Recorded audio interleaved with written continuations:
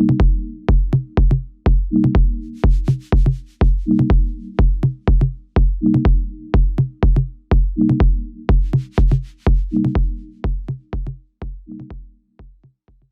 go into question and answers session.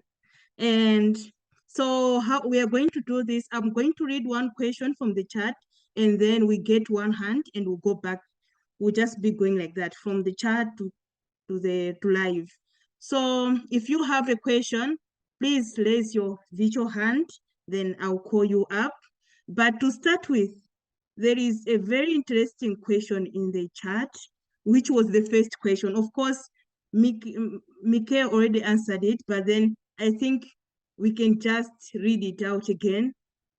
Peter asked that, do elephants also undergo menopause? So elephants don't have menopause in the same way that humans or orcas do, which is kind of interesting because they have a similar social structure in the sense of having grandmothers who live for a long time and help take care of the young. But elephants can have calves like throughout their life, so they don't have like a complete cessation of reproduction before they get old.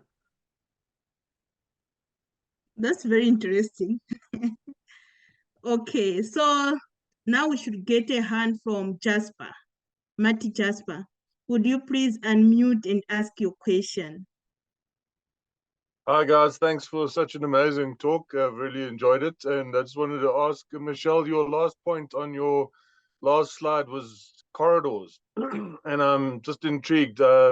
Actually know an architect who has got a sort of sustainability and wildlife bent.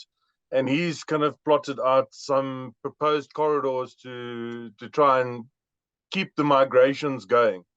I was wondering if you've kind of seen any of that stuff, and what sort of width, how many kilometers is actually a viable corridor to try and link the Kruger National Park to the sort of Limpopo, sort of Waterberg areas, and you know I've gone blank now. The sort of it was always the Kruger to Canyons and all of those. Are there actual viable? How much space, how much width is needed to make a viable corridor? Thank you for the question. I don't think we need a lot of width. What we do need is tolerance. You know, you're dealing with smart animals that can navigate their way at night, and they can move through very narrow areas. I think depending on trying to mitigate human-elephant conflict or keep it at a low level, because obviously now you're having elephants moving outside of protected areas.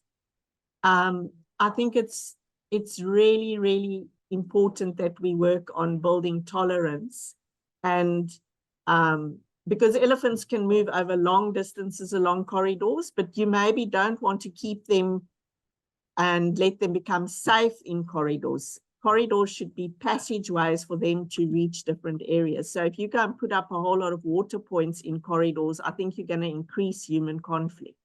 So I think in some areas you actually do just want it to be used as a route of passage, and not for elephants to really become relaxed in those areas. I think that's quite critical. So we've seen that elephants habitually can move over very narrow areas and for long strips. And then you also get micro corridors, which are very small corridors that you could get even within protected areas. But certainly they're capable of macro corridors. But I think when we're talking about corridors, we have to talk about coexistence and also look at how people feel about elephants moving through their areas. And there's many ways you can mitigate that. Thank you so much, Michelle. Jasper, are you happy? The silence, I think it's an answer that he's happy. Okay, in the chat, there is a question from Sophia Luca. So the question was, why is it that we can't hear elephant coming into Homestead? I don't know who's happy to take that one. Why is it that we can't hear them when they're coming into Homestead? I can try to answer that. I think there's a couple possible things that could influence that. One is that elephants may simply not call very much when they're cooperating, because they're trying to avoid detection. So, sometimes like when we have done playbacks of, not me personally, but other researchers have done playbacks of human voices in the field in protected areas, the elephants will just flee without calling at all. So I think if they perceive the threat to be very severe, they may just not call. And also, even if they are calling, if they're calling relatively softly, we may simply not hear the calls because the frequencies of the calls are partially below the range of human hearing. So if the call is loud enough or you're close enough to it, you can still hear the higher harmonics, but you're not hearing the entire call. And so if they're calling quietly enough and you're far enough away, it may just not be something that the human ear can detect at that distance. So I think it's probably a mix of those two things, just like reduced calling behavior in general, and also the calls not being the optimal frequency for human ears to detect in the first place. There is a hand from my colleague, Johan. Can you go ahead, please? Hi, Stella. I actually would like to bring another speaker online. We are very privileged at the LCA office this week to have two ladies who have both won the Ranger of the Year Award, International Award. And one of them is Leita, and Leita told me a very funny story about an elephant today. So I would like to invite Leita to please tell that story. Welcome, Leita. So Leita and Nkateko are both from the Black Mamba Anti-Poaching Unit, where Michelle is also working in the same area. Okay, thank you so much. And I'm happy to be part of this. Hi, Michelle. So the story goes like this. It was just, it's a nice video with a lot of lessons and a lot of learning and also very exciting. The story of Craig Spencer, my employer. So there was this elephant that would always go to the camp and break pipes to drink water. And it became a habit to the elephant that every now and then he goes there and break the pipe for him to be able to drink water. Without knowing that the pipe that is always breaking, the man who stays at that area is the man who stands to protect the animals. But then the elephant always goes there, break the pipe to drink water. And then one day in the evening, the elephant arrive at the camp and break the pipe and start drinking water. So Craig Spencer came out of his room and he started talking to the elephant. And he was like, it is a nasty behavior that you always do. And you have a tendency of coming here and break this pipe every now and then. And the only thing that I've done in this earth is to protect you. And the elephant had a lot of water in his mouth and Craig was not aware of that. And after saying that, the only thing that I always do is to protect you and you're breaking the pipe, the elephant gave him a nice shower of his life. It sprayed him with water and he was fully wet. So to me, it was a fun video and I got to understand that when you communicate with these animals, they can hear you, they understand you, they can tell if you are not happy with them and if you are happy with them. I was also thinking maybe it was a greeting to Craig from the elephant when it sprayed him with water. And it is an amazing video because me as a Black Mamba lady, I took the video home and show it to my family because so many people believe that elephants cannot hear you when you talk or animals cannot hear you. They're just animals, or maybe that's why people are brutally killing them without thinking that these animals do feel the pain, they do get traumatized. So it was a lesson and also a knowledge sharing to the people of my community for them to understand why we have to protect these animals and that they can also feel what we as human beings are feeling. And I was also excited to see somewhere where they mentioned that elephants identify themselves or identify each other with their names, and also they identify their family members with urines. So many people don't know that. They just think that they're just animals. They don't feel anything. You can kill them anytime. You can brutally do anything to them and they won't feel anything. Another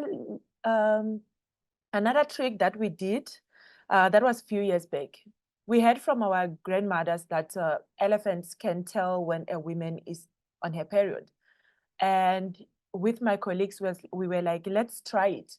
And one of the ladies was on her period, and we decided to let her walk on her lane, and the ladies that are not on their period walk on a different lane.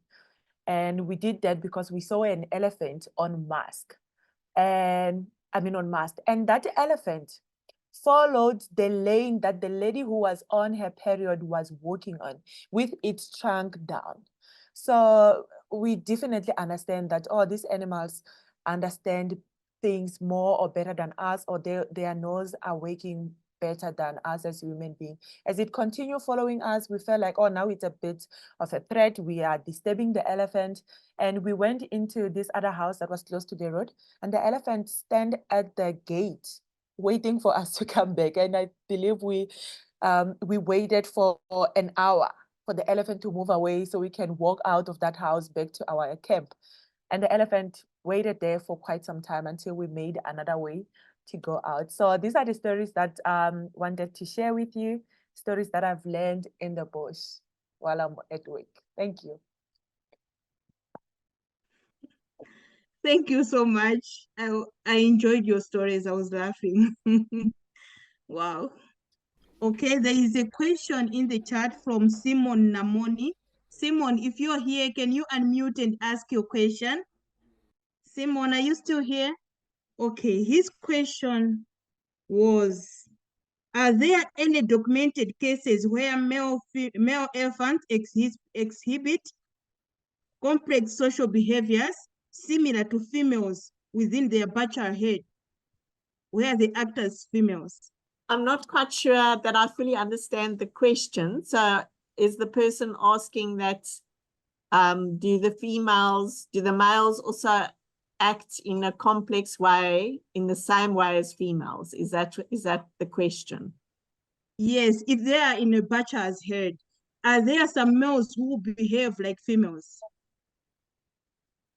I think you could say they do, in that you obviously get the older males that are also the mentors of the younger bulls. So it's similar in that you get the leaders within bachelor groups as what you get within females, within family units. But I think, and I'm sure Mickey can tell you a bit more about this, these are just like in humans, the females are more chatty than the males. So I like to think, but I'm very biased, that they're probably having more complex relationships than the males. Mickey, I don't know if you want to add to that, or Lucy. Yeah, sure. Before Mickey, yeah. before you go, Maret, can you help Simon to unmute so that when Mickey answers, he can like jump in if he's happy or maybe has a backup question? Yeah, you can go ahead, Mickey.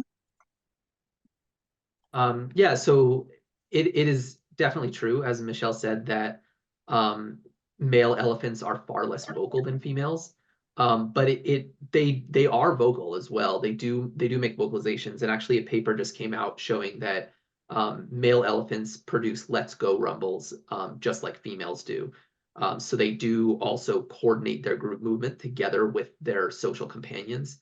Male elephant society is a lot more loosely knit than female society. So they don't spend as much time with their social companions as the females do.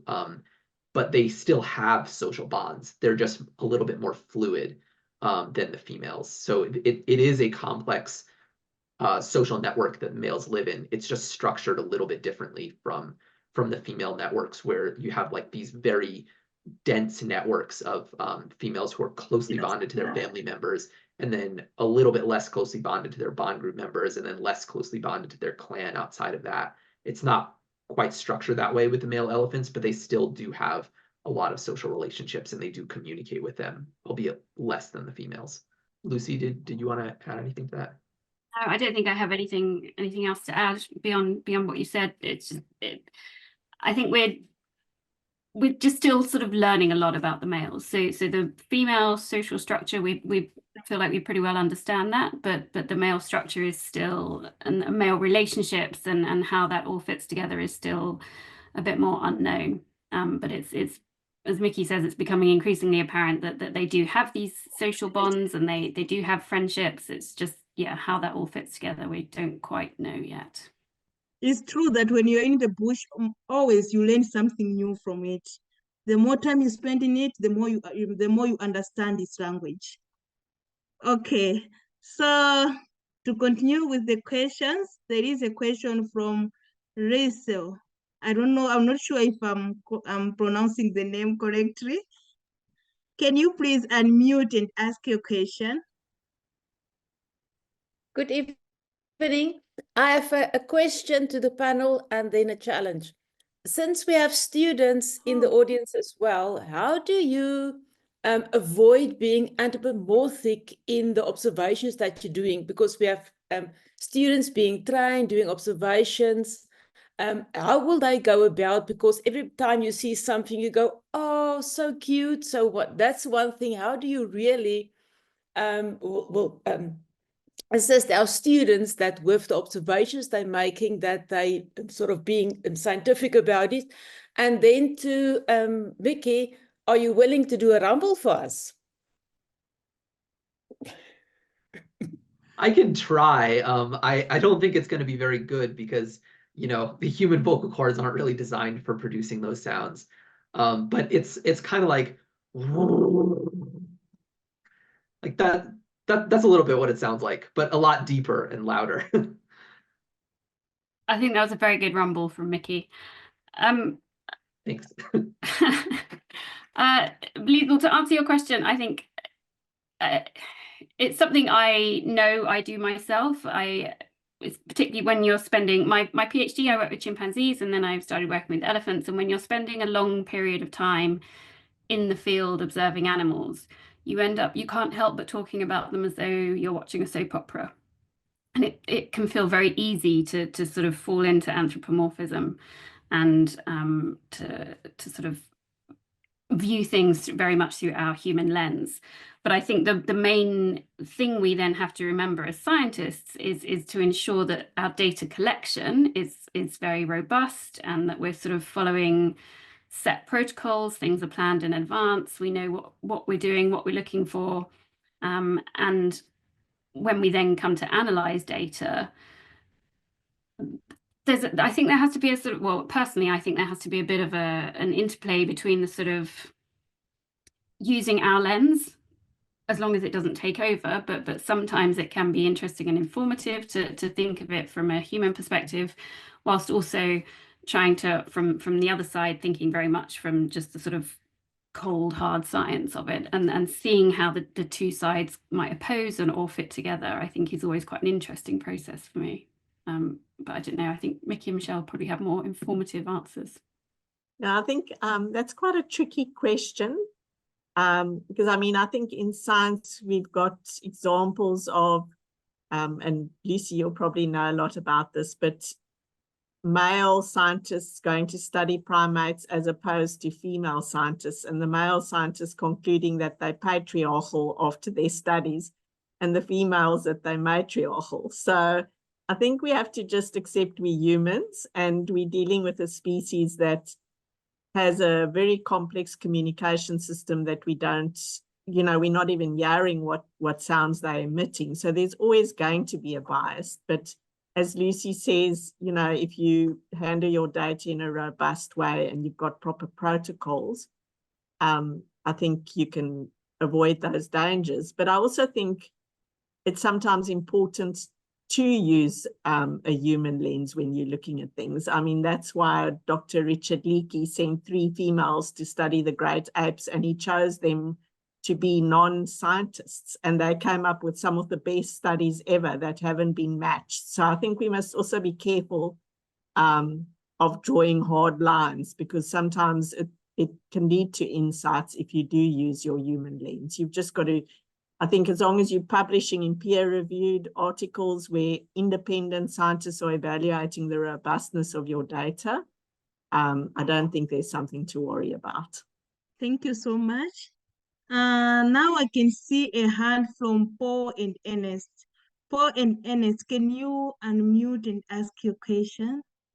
Question is, would it be possible for the elephant population to ever reach 1 million in worldwide again someday? As it stands, it's between 400 and 500,000, between 400 and 500,000 in the world, according to various sources. What do you think? Thank you. Thank you for an excellent presentation. But if not that question, then the other question is, consideration is, how do we continue research into elephants? How do researchers and conservationists continue their work, but with as little harmful effect upon elephants in their social habitats, in their African, Asian, and other world habitats?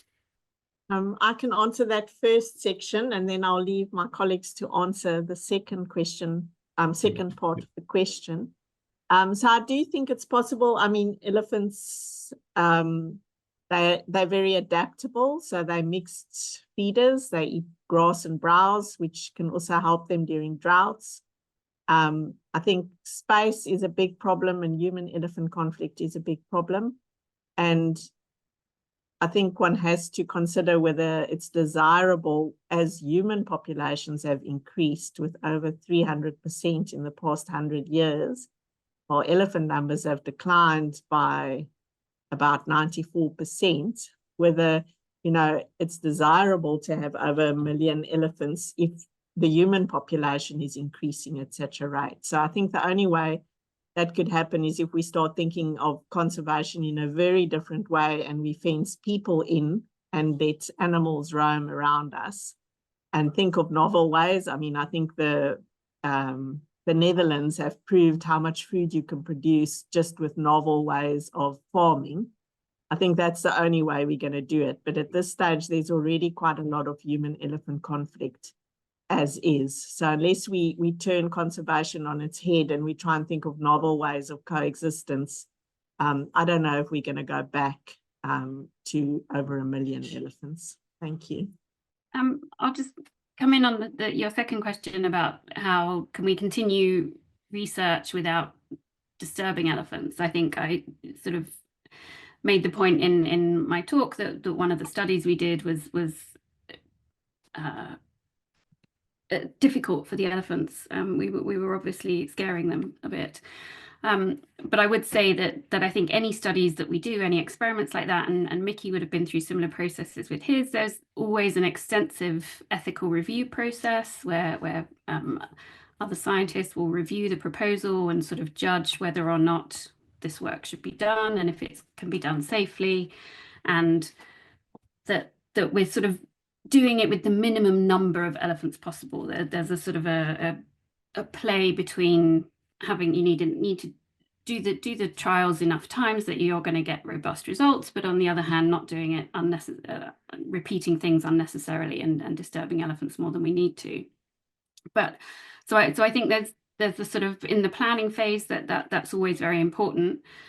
But I also think all of us, when we're working in the field, if we thought something was really bad, I think we would stop immediately. You know, if there was really serious, genuine distress. So what I should say, although those elephants were scared, after 10 minutes, it never took any of the elephant groups that we worked with more than 10 minutes to go back to be relaxed and continue with what they've been doing previously. Whereas if the first trial we'd done, if it took a lot longer than that, then we wouldn't have carried on with any more. And I also think all the researchers that I know that work with elephants are also conservationists, and the well-being and the survival of the elephants is utmost. So I think it's something that we're all always aware of as we're working. I'm not sure if that answers your question or not really. I hope so.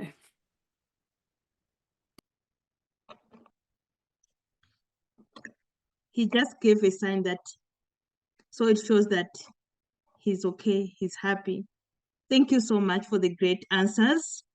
I can see we have 3 hands up. So I will start with Simon. Simon, can you please unmute and ramble your question?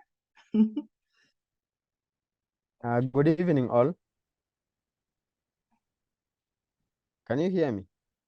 Yes, we can hear you. My question is, elephants have been seen charging to people, especially tourists, and the guide will stand up, raise their hand, or shout the elephant, and it won't do any harm to them. But in my home area in Laikipia, an elephant will charge to people, and in fact they will kill. Now, is there any difference in the behavior of these 2 elephants? Is it geographically based, or is it that the elephant has got a bad memory of its encounter with the human? And if this is so, can it be changed? Can elephant, is there anything that can be done to such elephants so that they change their behavior, that whenever they see people, they charge and kill? Thank you. I'll start with this one, then Michelle, I think, might have something to add as well. I think you've hit the nail on the head there, Simon. I think it is possibly, this is something we're looking at with sort of research ongoing now with some of my students. But I think it's likely both things that you mentioned, that there are some geographical differences, but those geographical differences probably come down to learned responses. I think the behavior of elephants to tourists is very different across East and Southern Africa. And I think the reasons for that could be, there could be a lot of different reasons for that, and based in terms of the kind of tourists that people encounter and the kind of responses that the elephants are used to getting from people. But I think, yes, they essentially the kind of response that you'd get in East Africa when an elephant charges, it really means it, is different to the behavior that you see sometimes with Southern African elephants, where can be more interaction perhaps with the tourist guides. But Michelle, I think you probably have something else to say on this as well. Yeah, I think Lucy and I have had lots of discussions about this. There are regional differences in elephant behavior, and I think a lot of that has to do with the history of the population. I mean, I'll never forget the first time I went to Samburu, and literally there was a cow that gave birth almost right next to the vehicle, to the extent that the young elephant actually went under the vehicle thinking it's the mother. And I know after years and years of working in South Africa, I would never experience that in my life. And it's because those elephants have never been exposed to hunting or culling, as the South African elephants have. So I do think there's definite regional differences, but it's very difficult without having the detail of these incidences, because, you know, it depends. Elephants are individual.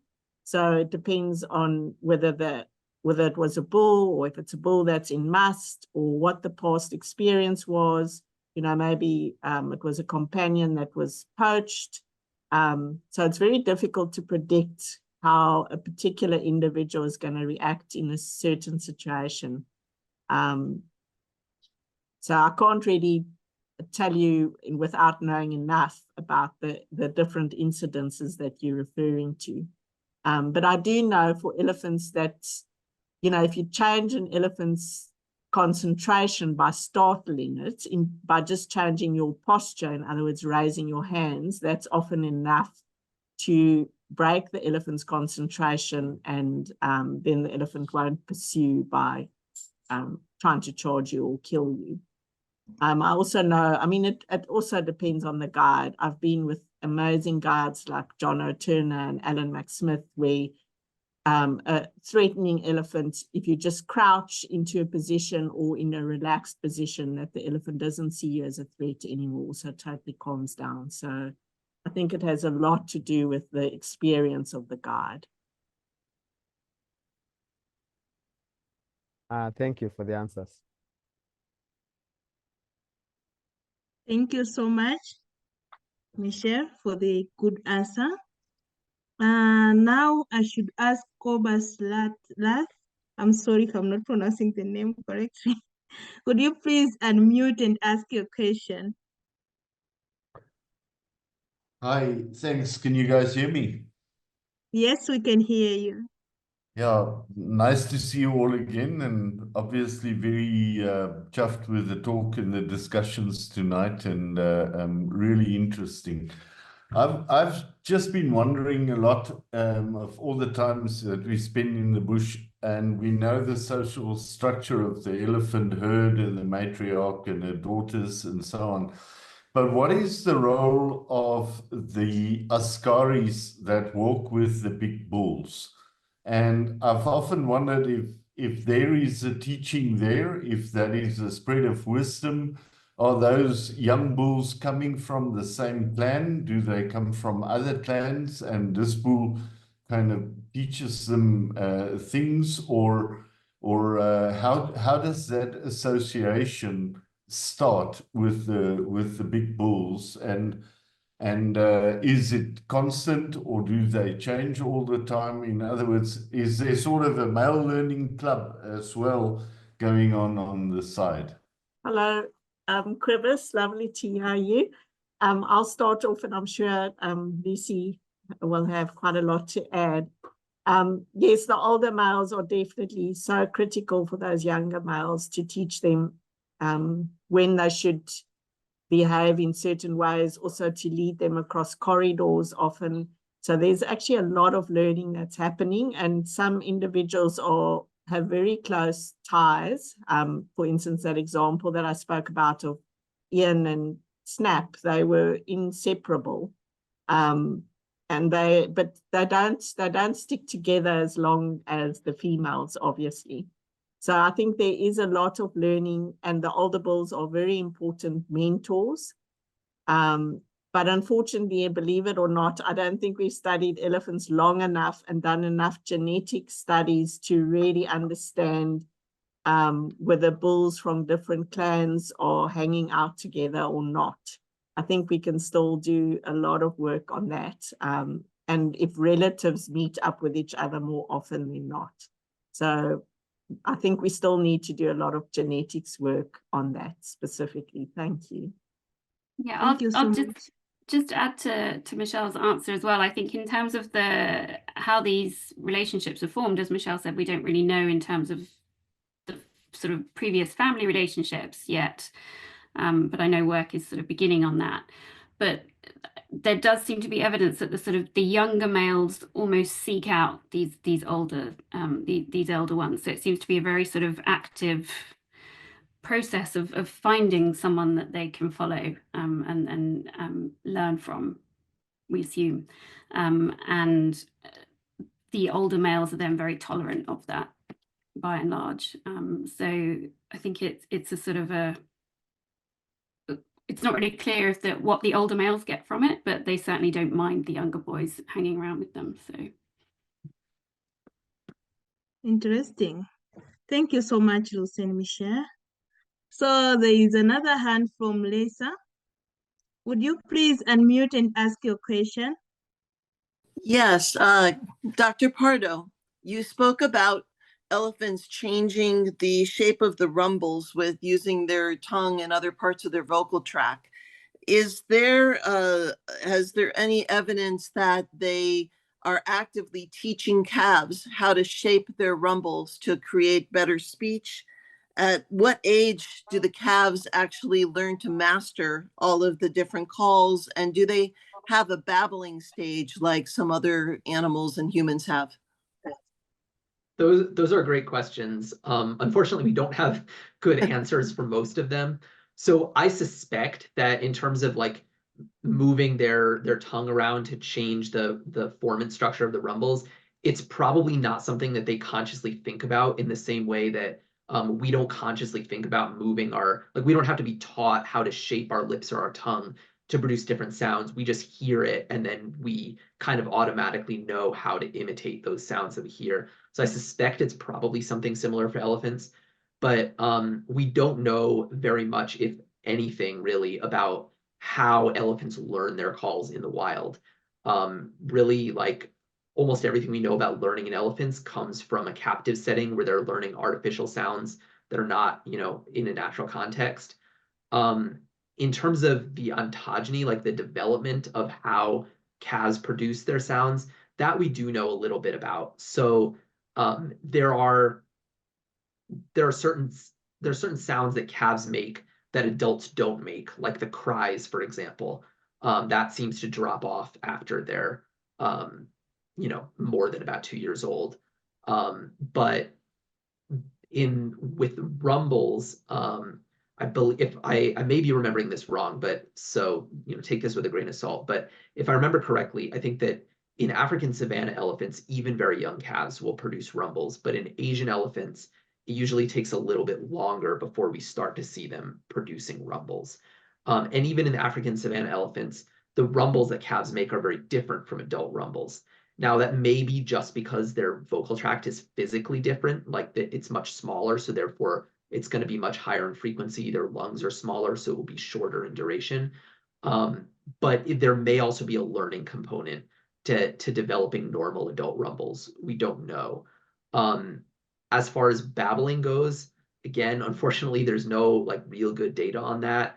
All we know is that like the sounds that calves make are different from adults, but because we don't, it's not like bird song where there's like a very discrete difference between like crystallized adult song and the babbling song produced by juveniles.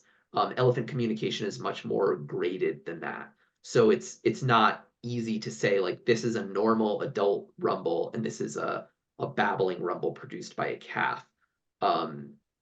Yeah, it seems like they just become more and more similar to adult rumbles as they get older, and as their vocal tracts get longer and more massive. Yeah, I don't know if that answered the question, but it's a good question. Unfortunately, I think it's something that will have to be answered in the future with more study. How old is a calf when they can actually master all of the different sounds?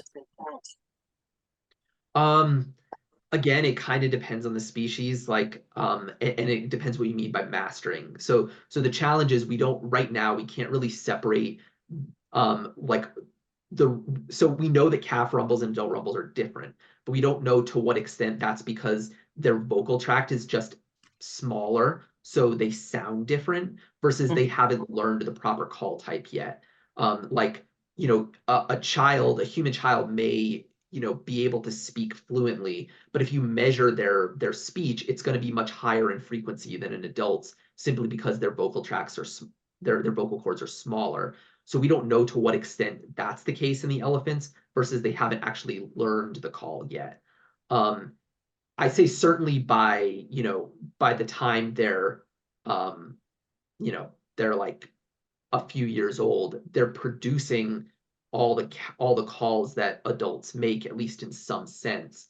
But we don't know enough about like what the different types of rumbles are or what they mean to know if they're really using communication in the same way as adults. I found that in my study of elephant names, I found that calls produced by adults, it's much easier to predict who the receiver is from a call produced by an adult than from a call produced by a calf, which means that it suggests at least that in terms of calling others by name, this may be something that calves take years to learn, but that's a very preliminary result. I think we first need to figure out what all these rumbles mean and understand better the relationship between the structure of the call and its meaning, in order to figure out at what age calves are using them in the same way as adults. But from a very young age, they are able to produce calls that sound like, at least superficially, similar to adult calls. Thank you very much. Yeah, no problem. Thank you so much, Dr. Mick, for the great answers. There are a lot of questions in the chat, but due to time, we won't be able to go through all the questions, but then we'll email all the questions to our speakers, and after they have sent the responses, we'll be able to send the responses to the people who asked. With these few remarks, I would like to thank you so much, like to thank our speakers for making time to share this great knowledge with us. We really appreciate you. And to our audience, thank you so much. You have been really great. And yeah, you have been very active and we really appreciate that. Yeah, with this, I should wish you all a good night and a good morning. I don't know the others, maybe it's morning on their part. Thank you so much. Have a lovely night.